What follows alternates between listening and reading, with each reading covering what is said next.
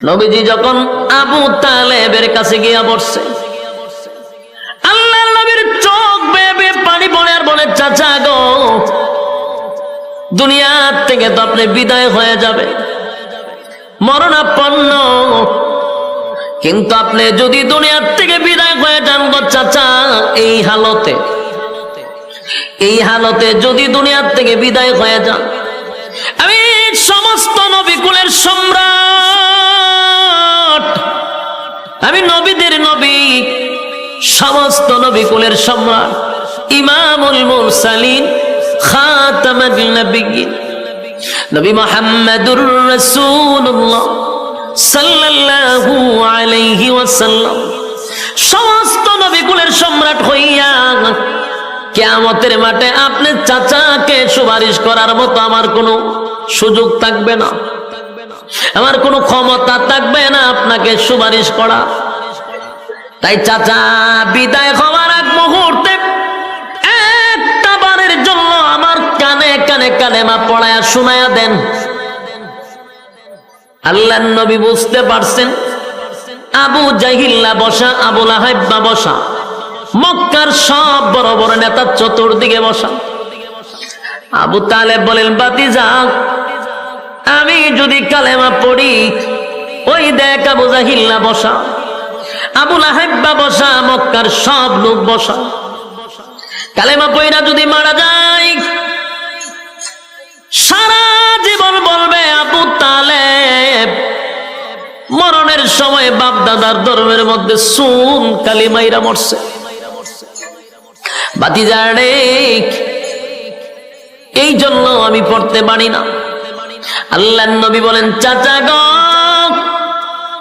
জোরে পড়তে হবে না, জোরে পড়ার প্রয়োজন নাই, আমি আপনার টুডের সঙ্গে আমার কান লাগায়া দিব, শুধু আপনার টুটটা লড়াইয়া খালি কান পর্যন্ত আওয়াজটা পৌঁছায়া দেন, একবার শুধু কালেমার আওয়াজটা টুট লড়াইয়া আমাকে বুঝায়া দেন। ওয়াদা দিলাম কিয়ামতের কঠিন ময়দানে আপনার চাচাকে ছাড়া আমি নবী জান্নাতে যাব না। কত বড় কপাল আবু তালেবের, কত বড় কপাল ছিল। আবু তালেব এত বড় সুযোগ পাওয়ার পরেও, এত বড় একটা সুযোগ পাওয়ার পরেও আবু তালেব বলেন, বাতিজা রে, আমি তোমারে কলিজার থেকে মহব্বত করি, আর জীবন দিয়ে তোমারে ভালোবাসি,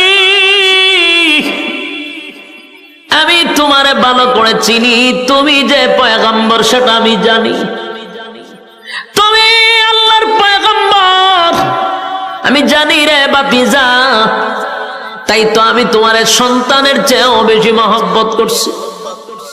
বাতিজা শুধু এখানেই নয়, আমি আরো জানি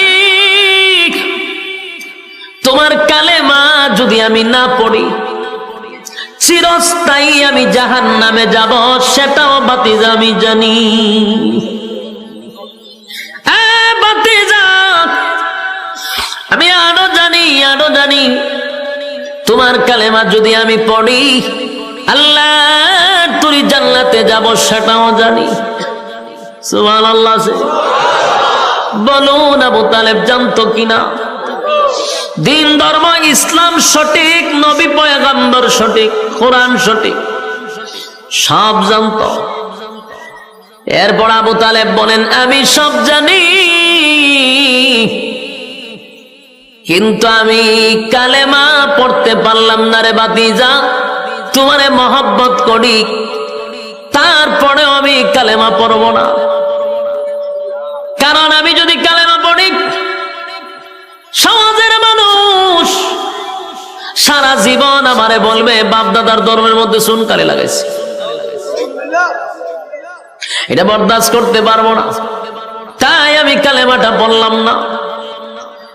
আমি তোমার কালেমা না পড়িয়া তোমার আল্লাহর জাহান্নামটা বেছে নিলাম। নাউজুবিল্লাহ। হেদায়েত কি সবার কপালে তাহিল? কথা বল না দি, সবার কপালে হেদায়েত নাই। এখানে যে সবাই ওয়াজ শুনতে আসছে, সবাই কি হেদায়েত পাইব? কথা হয় না, এরকম সবাই হেদায়েত পাইতো। বাংলাদেশে কত লক্ষ মাহফিল হয়, সব মানুষ আল্লাহর ওলি হয়ে যেত গা, ঠিক নেই? সারা দেশে খালি আল্লাহর ওলি থাকতো, বুজুর্গ হয়ে বইরা যেত গা। কিন্তু যত মাহফিল হচ্ছে, মানুষ ভালো হইতে জানে, খারাপ হইতে যায় বেশি। খারাপের সংখ্যা কম না, ভালার সংখ্যা খুব কম, খারাপের সংখ্যাটাই বেশি। কেন? সবার কপালে হেদায়েত নাই। রাসূলের আপন চাচা যেই মহব্বত রাসূলকে করছে, নিজে না খাইয়া রাসূলকে খাওয়াইছে, জরায়া দইরা রাসূলকে ঘুমাইছে, এত মহব্বত আর এত ভালো, রাসূলের জন্য জীবন দিতেও প্রস্তুত ছিল। সেই চাচা কয় আমি জাহান্নামটা বাচ্চা নিয়েছি। চিন্তা করছে? এই জন্য সবার কপালে হেদায়েত নেই, তকদিরে থাকতে হয়। তকদিরে না থাকলে করবেন কি? আল্লাহর নবীর সাথে সাথে এই কথা শোনার পরে চোখ দিয়ে পানি ছেড়ে দিছে। নবীর গাল মোবারক বেবে, দাড়ি মোবারক বেবে পানিগুলি পড়তেছে, অজরে নবী কাঁদতেছে। হায় রে, আমার চোখের সামনে আমার চাচা দুনিয়ার থেকে বিদায় হয়ে যাবে, কেমনে গো আমি বরদাস্ত করি? আল্লাহ সাথে সাথে তখন একটা আয়াত নাযিল করছে, ইন্নাকা লা তাহদি মান আহবাবতা ওয়ালাকিন্নাল্লাহা ইয়াহদি মান ইয়াশা। আয়াতে কারিমা নাযিল করে আল্লাহ বলেন, নবী গো, আবু তালেব আপনার মহব্বতের চাচা হতে পারে, কলিজার টুকরা চাচা হতে পারে, তাই আপনি চাইলেই আবু তালেবকে হেদায়েত দিতে পারবেন না। আমি আল্লাহ আপনাকে হেদায়েতের দায়িত্ব দেই নাই। বলুন, হেদায়েতের মালিক কে? দুনিয়ার কোন পীর ফকির হেদায়েত দিতে পারবে? নবী রাসূল? পৃথিবীর কোন নবী রাসূলের হাতে আল্লাহ হেদায়েত দেয় না। ইন্নাকা লা তাহদি মান আহবাবতা ওয়ালাকিন্নাল্লাহা ইয়াহদি মান ইয়াশা ওয়া হুয়া আ'লামু বিল মুহতাদিন। আমি চোখের পানি আপনি মুছে ফেলুন, আপনার মহব্বতের চাচা হতে পারে গো, কিন্তু আপনি চাইলেই আপনার চাচাকে আপনি হেদায়েত দিতে পারবেন না, কারণ আমি হেদায়েতের দায়িত্ব আপনি নবীকে দেই নাই গো নবী। আপনি যতই চেষ্টা করেন, আমি আল্লাহর সিদ্ধান্ত আবু তালেব রে হেদায়েত দিব না। আল্লাহ হেদায়েত দিবে না, রাসূল কান্দে, আল্লাহ খাইন্দা লাভ নাই। আপনি যতই কান্দেন, আমি তারা হেদায়েত দিব না। কেন দিবে না? এটা লম্বা আলোচনা, আমার এই দিকে যাওয়ার উদ্দেশ্য না। যেটা বুঝাইতে চাচ্ছি, আবু তালেব মারা যাওয়ার পরেই শুরু হইল রাসূলের উপরে নির্যাতন। এতদিন তো সাহাবায়ে কেরামরে মারছে, এতদিন তো সাহাবায়ে কেরামদের উপরে নির্যাতন করছে, আর রাসূলের উপরে টাচ করার সাহস পাইছিল না। আবু তালেব মারা যাওয়ার পরেই খাদিজাতুল কুবরা মারা গেল, আবু তালেবও মারা গেল। সবচেয়ে কষ্টের এই সময়টা রাসূলের। তখন রাসূলকে তারা পাথর মারতে শুরু করলো, রক্তাক্ত করলো আল্লাহর রাসূলকে। গোটা মক্কা নগরীতে যারা কালেমার দাওয়াত গ্রহণ করছে, তাদের উপরে নির্যাতন আর নির্যাতন। নবীর শরীর থেকে রক্ত জড়ায়। সাহাবায়ে কেরাম নবীর কাছে গিয়ে বলে, হাবিব, ও আল্লাহর পয়গম্বর, আল্লাহর কাছে একটু বলেন না গো, আসমান থেকে যেন আমাদেরকে সাহায্য করে। আমরা আর বরদাস্ত করতে পারি না, আর সহ্য করতে পারি না, আর সহ্য করতে পারি না, একটু আল্লাহর কাছে বলেন। নির্যাতনের শিকার সাহাবায়ে কেরাম, জ্বলন্ত কয়লার মধ্যে সাহাবায়ে কেরামদেরকে শোয়া দেয়, জিহ্বার মধ্যে পেরাক মেরে দেয়। একটাই অপরাধ, লা ইলাহা ইল্লাল্লাহর স্লোগান দেওয়ার কারণে জিহ্বার মধ্যে পর্যন্ত পেরাক মেরে দিছে।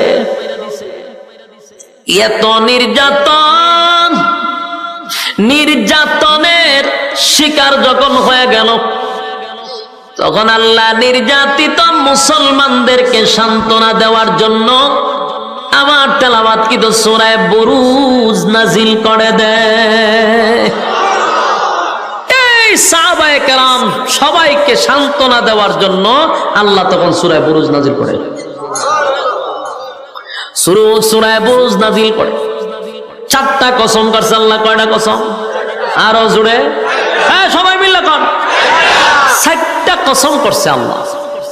সূরা বুরুজ নাজিল করছে সান্ত্বনা দেওয়ার জন্য নির্যাতিত মুসলমানদেরকে। আল্লাহ সান্ত্বনা দিতেছে, সান্ত্বনা দেওয়ার আগেই আল্লাহ 4টা কসম করছে। কয়টা? আল্লাহ সূরা বুরুজে বলেন ওয়াস-সামাই যাতিল বুরুজ, কসম দুর্গ বিশিষ্ট আকাশের, তারকা আকাশ যেটাই বুঝেন, নক্ষত্র। আল্লাহ বলেন কসম, তারকার কসম, নক্ষত্রের কসম। ওয়াল ইয়াউমিল মাউউদ, আল্লাহ বলেন কসম পরকালের, যেদিন আমি আল্লাহ বিচার করব, পুনরায় তোদেরকে আবার জীবিত করব, সেই কিয়ামত দিবসের কসম। وشاهد ومشهود, আল্লাহ বলেন জুমার দিনের কসম, আরাফার কসম। এই 4টা কসম আল্লাহ করছে। ওয়াস-সামাই যাতিল বুরুজ ওয়াল ইয়াউমিল মাউউদ ওয়া শাহিদিন ওয়া মাশহুদ। কয়টা কসম? 4টা কসম করছে আল্লাহ। 4টা কসম করে আল্লাহ বলেন কুতিলা আসহাবুল উখদুদ। 4টা কসম করে আল্লাহ যে কথাটা বলছে, এই পয়েন্টটাই আপনাদের স্মরণ রাখতে হবে। যদি আলোচনা শুনতে চান তাহলে সামনে বোঝার জন্য এই পয়েন্টটা খুব জরুরি। 4টা কসম করে রব্বে কারীম বলেন কুতিলা আসহাবুল উখদুদ, গর্ত খননকারীর উপরে আমি আল্লাহর অভিশাপ। কার উপরে অভিশাপ? গর্ত খননকারীর উপরে আমি আল্লাহর অভিশাপ। বলুন কার উপরে অভিশাপ? গর্ত খননকারীর উপরে আল্লাহর অভিশাপ। এই কথাটা আপনাদের স্মরণ থাকতে হবে। এই এতটুক কথা স্মরণ না রাখলে সামনের আলোচনা বোঝা বড় কঠিন হবে। খুব মনোযোগ দিয়ে শুনবেন। আল্লাহ 4টা কসম কাইরা একজন জালেমকে আল্লাহ অভিশাপ দিছে। গর্ত খননকারী জালেম, আল্লাহ বারবার বলেন গর্ত খননকারীর উপরে আমি আল্লাহর অভিশাপ। তাও 4টা কসম করে হয়েছে অভিশাপ। কসম অভিশাপ, কসম অভিশাপ, কসম অভিশাপ। গর্ত খননকারী, এই জায়গা ওয়াজটা রাখেন। এরপরে আসুন এই সূরা নাজিল হইল কেন বলেন? নির্যাতিত মুসলমানদেরকে সান্ত্বনা দেওয়ার জন্য। হেডলাইন মুখস্থ রাখতে হইব। আপনারা আমার আনছেন অভিগঞ্জ থেকে, হত্যিকা গিচ্ছা উনবার লেগে আনছেন নি? গল্প, কাল্পনিক কথা, হ্যাঁ ফিসা উড়া গেছে সাগরে, ওই নদী পার, ইটা উনবার লেগে নি? খবর ভেঙে আছে, আগুন লেগেছে, ওটা দৌড় মারছে, ইটা উনবার লেগে আনছো? তাহলে একটু মনোযোগ দিয়ে শুনেন। যদি মনোযোগ দেন খুব সহজে বুঝবেন। এই পয়েন্টগুলো ইয়াদ রাখবেন। 4টা কসম করে নির্যাতিত মুসলমানদেরকে সান্ত্বনা দেওয়ার জন্য আল্লাহ সূরা বুরুজ নাজিল করছে। আমি যদি আপনাদেরকে জিজ্ঞাসা করি আল্লাহ সূরা বুরুজ কেন নাজিল করছে, আপনারা বলবেন নির্যাতিত মুসলমানদেরকে সান্ত্বনা দেওয়ার জন্য নাজিল করছে। কসম কয়টা কাটছে? 4টা। 4টা কসম কইরা অভিশাপ কারে দিল? গর্ত খননকারীর উপরে আল্লাহর অভিশাপ। এখন আসুন আমরা পয়েন্ট বোঝা দরকার। প্রথম প্রশ্ন হলো, নির্যাতিত মুসলমানদেরকে আল্লাহ সান্ত্বনা দিয়েছে সূরা বুরুজ নাজিল করে, মানলাম। কিন্তু সূরা বুরুজের ভিতরে কি এমন ঘটনা আছে যেই ঘটনা শুনাইয়া সান্ত্বনা দিছে? ঘটনাটা তো জানা দরকার। কথা বলে না যে এমন কি আছে সূরা বুরুজের ভিতরে যেটা শুনাইয়া নির্যাতিত মুসলমানদেরকে আল্লাহ সান্ত্বনা দিল? এই ঘটনাটা তো শোনা দরকার। এই ঘটনাটাও কোনো গল্প নয়, কোনো গিচ্ছা নয়, তাফসীরের ভিতরে এই ঘটনাটা আল্লাহ উল্লেখ করছে। এই ঘটনা কি? রাসূল দুনিয়াতে আসার 90 বছর আগের ঘটনা। রাসূল দুনিয়াতে আসার কত বছর আগের ঘটনা? 90 বছর আগের ঘটনা। এই সময় রাসূল দুনিয়াতে নাই। এই 90 বছর আগের ঘটনাটা আল্লাহ সূরা বুরুজের ভিতরে ঢুকাইয়া তখনকার নির্যাতিত মুসলমানদেরকে সান্ত্বনা দিছে।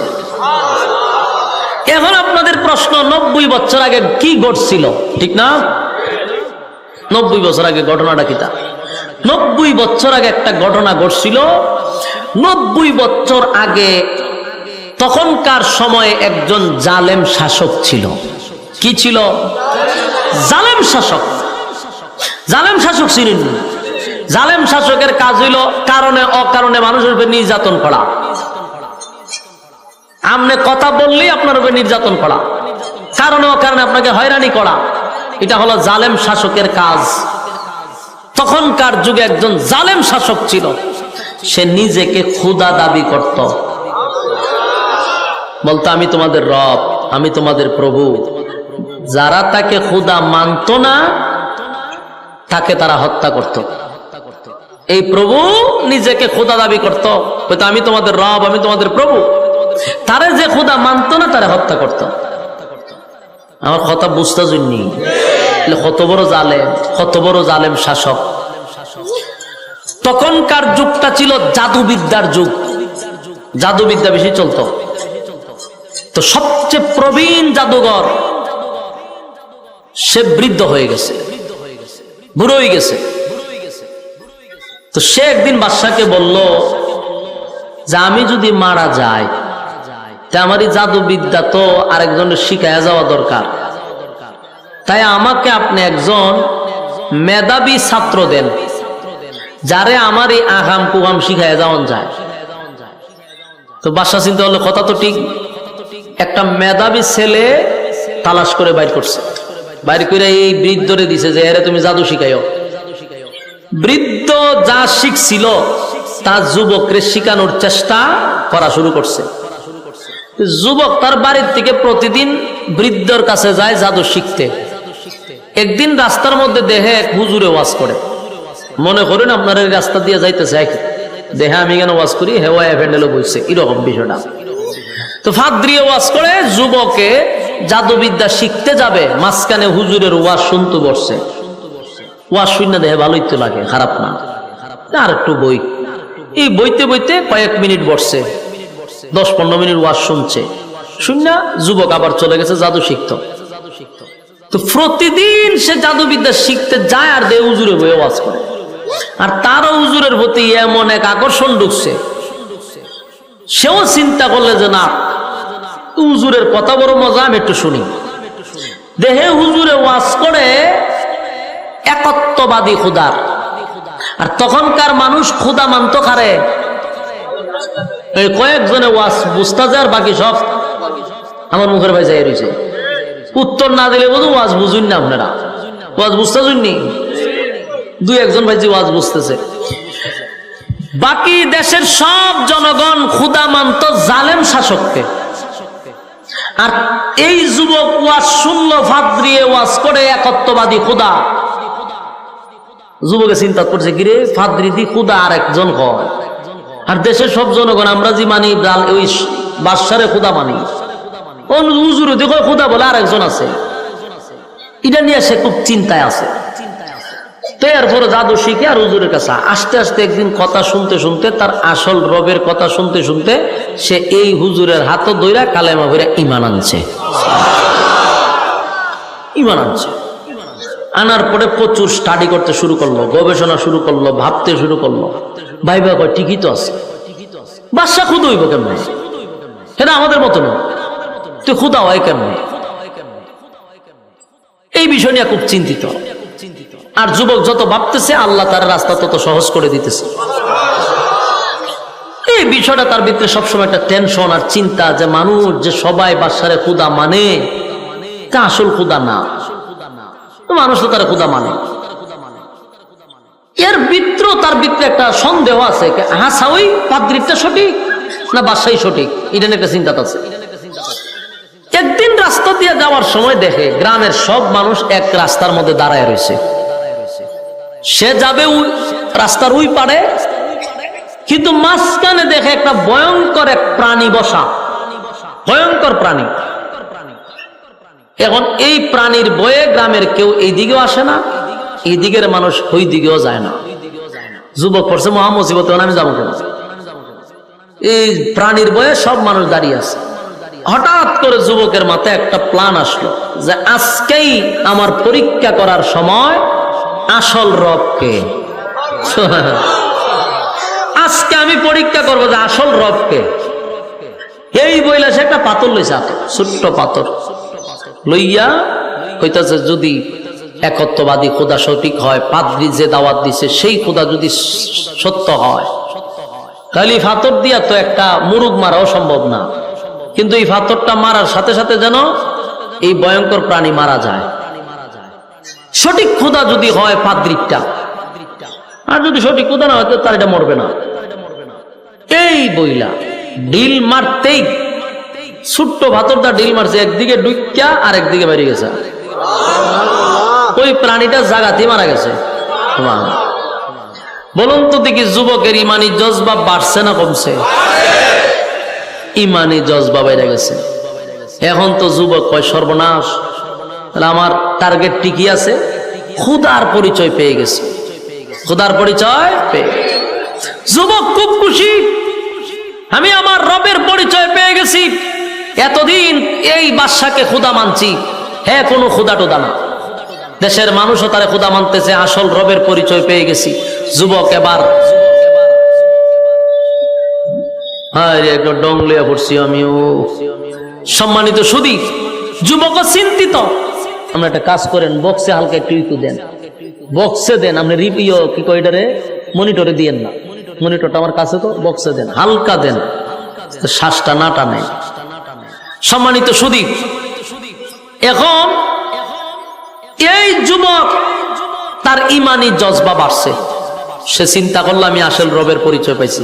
আমল শুরু করছে, ইবাদত শুরু করছে, রবের প্রতি তার যথেষ্ট পরিমাণ বিশ্বাস চলে আসছে, জান প্রাণ দিয়ে রবের গোলামি করা শুরু করছে। কিন্তু ওই যে প্রাণী মারছিল, গ্রামের মানুষ দেখছিনি, এই গ্রামের মানুষ এই দৃশ্য দেখিয়া কয় এই যুবক সাধারণ কোন যুবক না। এটা স্বাভাবিক কিনা? আমনের সামনে যদি আমি বড় একটা বাঘ মেরালে ডিল মেরা, তা আমার মুড়িদানের আর অভাব পড়তো না। কথা ঠিক নেই? এখানে বাংলাদেশ ফু দিয়া ডিম ফাটাইলে মুড়িদানের অভাব নাই, লাইন ধরে মুড়িদানের, বেড়া বেড়ি যা আছে সব মুড়ি দিয়ে জায়গা। আর এই যুবক একটা প্রাণী মারছে, বিশাল ভয়ঙ্কর প্রাণী, তাও ছোট্ট একটা কণা পাথর দিয়া। বুঝেননি কি পরিমাণ তার ভক্তবৃন্দ বাড়ছে। মানুষ কয় এই যুবক সাধারণ না, তো মানুষ তার কাছে যায়। যুবক গেলে পরে ফু দেয়, তো অনেক রোগ ভালো হয়ে যায়। কুষ্ঠ রোগ লিয়ে যায়, ফু দিলে ভালো হয়ে যায়। আতুল্লুলা মানুষ যায়, ফু দিলে ভালো হয়ে যায়। কেরামতি খালে আরো বাড়তেছে। মানুষ কয় সর্বনাশ, এই যুবক সাধারণ না। তো এরকম করতে করতে এইগুলা কিন্তু একসময় সইরা যায়। একজনের মুক্তি আরেকজন, একজনের মুক্তি আরেকজন করতে করতে পার্লামেন্টে এই খবর চলে গেছে। পার্লামেন্টে একজন অন্ধ মন্ত্রী ছিল। কি মন্ত্রী? অন্ধ মন্ত্রী, চোখে দেখতো না। এই অন্ধ মন্ত্রীর খানে গিয়া মেসেজ গেছে যে কই মন্ত্রী সাহেব, সারা জীবন তো আর দুনিয়া দেখছেন না, অন্ধ মানুষ আপনি, আপনার চোখ ভালো হওয়ার একটা মেডিসিন পাইছে। অন্ধ মানুষ যদি উনি চোখ ভালো হইব, তার কত আনন্দ। জিগা কিভাবে? অমুক জায়গায় অমুক একটা যুবক আছে, তার কাছে গেলে আপনার চোখ ভালো হবে। এই মন্ত্রী কথা শুননা যত স্বর্ণ হীরা মণি মুক্তা আছে সব বাস্কর ভিতরে বইরে গেছে যুবকের কাছে। গিয়া কয় যুবক, এই বাস্ক খুলো, এটার ভিতরে সব স্বর্ণ আছে। জিগায় কেন? বিনিময়ে চোখ ভালো করে দাও। যুবক কয় চোখ ভালো করার ক্ষমতা তো আমার না, আমি তো চোখ ভালো করতে পারি না। মানুষ যে বলে তুমি এটা করে দাও সেটা করে দাও, বলে এগুলো তো আমি ভালো করি না, আমার রব ভালো করে। এই কথা শুনিয়া মন্ত্রী মারছে হাসি। জিগা আপনি হাসেন কা? হয় তুমি যে রবের কথা কইতেছো, আমি তো হারা দিন রবের কাছেই থাকি। চোখ যদি বালা করতো কি আর তোমার কাছে আইতাম? ওই অন্ধমন্ত্রী মনে করছে রব মানে বাদশা, আর দেশের সব মানুষ তো তার রবই মানে। মন্ত্রী কয় আমি হারা দিন তাহিয়ার কাছে, এ কি এর খুদা আমি বুঝি টুঝি না, এতে কি চোখ বালা করতো? আজেরা কথা। যুবকে কয় আপনি যেই বাদশার কথা বলতেছেন সে তো খুদা হওয়ার কোন যোগ্যতা রাখে না, খুদা হওয়ার কোন যোগ্যতা তার নেই। মন্ত্রী কয় তার মানে তুমি কি বাদশাকে খুদা মানো না? বলে না। এর পরিণাম তো ভালো হবে না, বলে জানি মৃত্যুদণ্ড হবে, আমি আমার আসল রবের জন্য জীবন দিতেও প্রস্তুত। মন্ত্রীর কাছে বলতেছে যে সে কোনদিন খোদা হতে পারে না, সে একটা জালেম শাসক, তাকে যে খোদা মানে না তাকে সে হত্যা করে, সে আবার খোদা হয় কেমনে? তখন বলতেছে বাবারে এই ফেসা আমার ভালো লাভ নাই, তুমি আমার চোখ বালা করে দাও আমি জায়গা। যুবক কইতে চোখ তো আমি বালা করি না, তো তোমার রব রে কেউ চোখ বালা করে দিত? কয় আমার রব তেমনি ভালো করে না। তো কেমনে ভালো করে?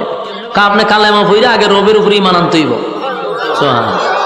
ইমান যদি আনেন আমি আমার রবের কাছে একটু রিকোয়েস্ট করতে পারি, আমার রবের দয়া মায়া হইলে আপনারা ভালো করে দিবে। মন্ত্রী চিন্তা করলো দুনিয়া তো কিরম দেখছি না, এখন চোখ তো আমার দরকার। ঠিক আছে কালেমা পড়লাম, কালেমা পড়ছে, ইমান আনছে। যুবক এবার আল্লাহর কাছে হাত তুললে কান্না শুরু করছে, আল্লাহ মন্ত্রীর চোখ বালা করে দিছে। এখন তো মন্ত্রী দেহে ছবি দেখে, ঘটনা কি তারই ছবি দেখা যায়। পৃথিবী এত সুন্দর, মানুষ এত সুন্দর, জীবনে দেখছে না, এরপরে কি করতে পারে এটা তো আপনারা বুঝে নেব। একের এক জায়গা খারি থাকবো নি, দৌড়াদৌড়ি করবো, ঠেলা মারবো, খামসা মারবো, মানুষের দূরে সিমটি মারে, খামসা মারে, ঠেলা মারে, ধাক্কা মারে, লাইটও গিয়ে দৌড়ালায়, কারেন্টও দৌড়ালায়, জীবনে দেখছে না, ঠিক নেই। মন্ত্রী তখন আর এক জায়গাত নাই। তো এগুলা করতে করতে একদিন পার্লামেন্টে গেছে। অন্ধ মানুষ যারা দেখবেন এরা দাঁড়ানোর সিস্টেম ভিন্ন, এদের হাঁটার সিস্টেম ভিন্ন। এবার এক জায়গায় দাঁড়ায় থাকলে এইরকম ভাবে দাঁড়ায় থাকে, ঠিক নেই, আজকাতে মেতে করে আমরা দাঁড়ায় থাকে, এক জাতি ভাবে দাঁড়ায়, দেখা হইয়াই ভাবে দাঁড়ানোর সিস্টেম তার এইরকমই ছিল। এখন তো তার চোখ ভালো হয়েছে, এখন তার দাঁড়ানোর সিস্টেম হইলো আমাদের মতো। বাদশা দূর থেকে এটা ফলো করছে, যেহেতু অন্ধ আছে, তুই এক জায়গায় চুপ করে দাঁড়াইত, হেদি এখন খালি খুব চঞ্চল, হেই কেন যায়, হি কেন লারা মারে, কেন টেক্কা মারে, ঘটনা কিটা? মন্ত্রী বাদশা ডাক দেখো দিকে, তুই কি চোখে দেখস? দেখি তো। হ্যাঁ কেমনে দেখস? চোখে দেখতে না? বলে আমার রব বালা করছে, রব বালা করছে কইছে পড়ে। বাদশায় খুশির চুটে ডিজে গানের আয়োজন করছে, ডিজে গান লাগা। কে রে? হ্যাঁ আমি যে ভালো করছি এটা তো আরো জোরে খাওয়া দরকার, তুই যে আমার আগে কইতে তাহলে বিশাল আয়োজন করতাম। আমি যে ভালো করছি তুই পার্লামেন্টে কইছস, আমার কলিজা ঠান্ডা হয়ে যায়। মন্ত্রী কয় তুই কি আসলেই খোদা? পার্লামেন্টের সামনে কয় হ্যাঁ তুই কি আসলেই খোদা? তুই তো আস্তে একটা হুদা, তুই কি এর খোদা? তুই যদি খোদা হইতি আমার চোখ বালা করে দিতি। হ্যাঁ মানুষের কাছ থেকে জোর করে খোদাই আদায় করে নিছস। আমি অন্ধ ছিলাম এতদিন, তুই যদি খোদা হইতে আমার চোখ বালা করে দিতি। আমাকে যে চোখ বালা করেছে উনি হলেন আমাদের স্রষ্টা। তোরে যিনি সৃষ্টি করছেন, আমার যিনি সৃষ্টি করছেন, সাত আসমান, সাত জমিন, সূর্য চন্দ্র, গ্রহ নক্ষত্র, কুল কায়নাত যিনি সৃষ্টি করলেন হুকুম দিয়া, তিনি হলেন আমার রব আল্লাহ। বাদশার মেজাজটা গরম হয়ে গেছে, চান্দি ফুড়া গরম। তারে খোদা না মানলে সে হত্যা করে, আর এটা তার ইগুতে লাগছে মারাত্মক লজ্জা। এত মানুষের সামনে পার্লামেন্টে বৈশা একজন দেশের বাদশাকে এইভাবে বেজ্জতি করা, অপমানি করে, এটা কি মেনে নিব বাদশা? বাদশা কয় এর গ্রেপ্তার কর। গ্রেপ্তার করলো, এর রিমান্ডে নিয়ে ফিডা, রিমান্ডে নিয়ে মায়ের শুরু করলো। মারতে মারতে মারতে জিগায় কত তোরে কে কালেমা শিখাইছে? ফিডার সোডে হয় আমারে যুবকে শিখাইছে। যুবকরে গ্রেপ্তার করে আনছে, আইনা যুবকরে ফিডা শুরু করছে। ফিডাইতে ফিডাইতে যুবকরে তোরে কেটা কালেমা শিখাইছে? হয় হাত দিয়ে শিখাইছে। হাত দিয়ে গ্রেপ্তার কর, হাত দিয়ে তুলছে ফিডা, মানে যে শিখাইছে এর ফিডা। এইভাবে মায়ের শুরু করছে। কারণ আমি আগেই বলছি সে কি জালেম শাসক। সে কি শাসক? জালেম শাসক। তিনজনে ফিডাইতে ফিডাইতে লাস্টে কয় তিনজনে তো ইচ্ছা মতো ফিডাইছি, এখন তোরা রবকে? তিনজন একটি কয় রব হলেন আল্লাহ, যিনি আমাদেরকে সৃষ্টি করছেন। বাসাও কিরে এত বিটা গেল কো? কয়াম নইতো না। মন্ত্রীর মাথার উপরে একটা করাত রাখছে, করাত চিনুন না আপনারা? বুলার মানুষ গাছ দেখাটে, এই করাত মাথার উপরে রাখছে। রাখা কয় মন্ত্রী, যদি তুই আমাকে রব বলে স্বীকার করস ছেড়ে দিব, আর যদি স্বীকার না করস করাত দিয়া মাঝখান দিয়া দুই ভাগ করব। কিতা বুঝলেন? আমরা এখানে যারা বসা, আমি বক্তা সহ, আমরার মাথার যদি একটা করাত রেখা হয় আমরা একটা টান দিব,